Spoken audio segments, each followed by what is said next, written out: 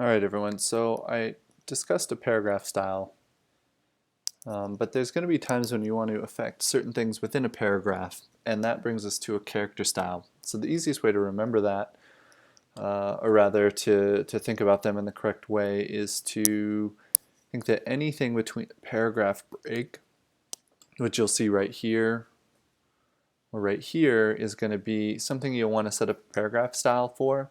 Anything that happens within there on kind of a singular character or word basis is going to be a character style.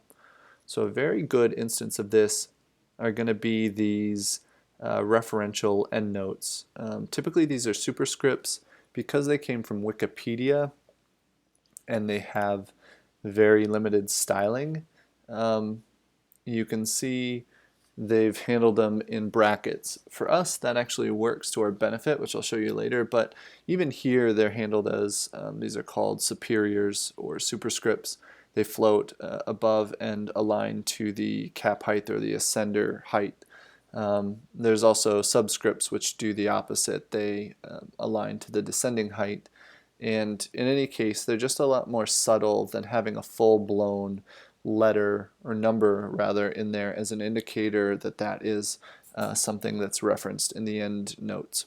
So in any case, we're going to want to style those a little bit differently, but so I need to convert those, and what I'll do is come over to character styles and I'm going to click new and I'm going to double click on it and we'll call this superscript.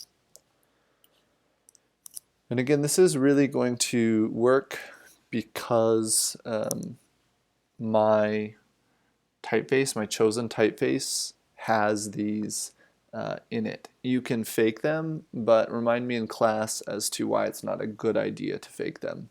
So we're going to go down here to open type features and we're going to check under, sorry, the where'd it go? Oh, position. There we go, open type superior. And that's really all we're going to do for now. And I'll show you what happens. When we come in here, we're going to use our type tool. And I'll select the whole thing. Sorry. And when we click that, it's going to bounce that up to the top.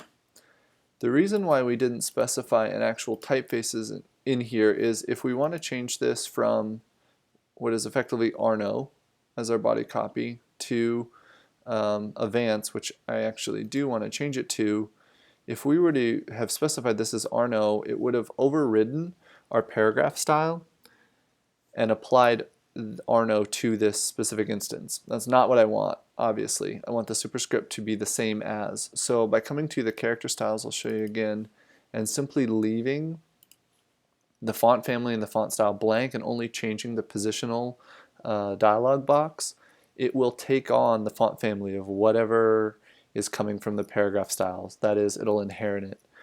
So I'm going to click OK. You can also change other things. Perhaps I want to change the character color to that green I've been using. So we'll click OK.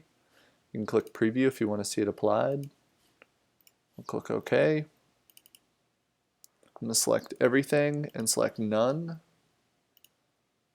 I'll go back and select this particular instance, and you can see now that one is in green and nothing else is. Green and superscript.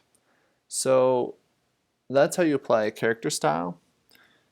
You can go through here and manually add it, but there's a much better way that I'll show you in the next video.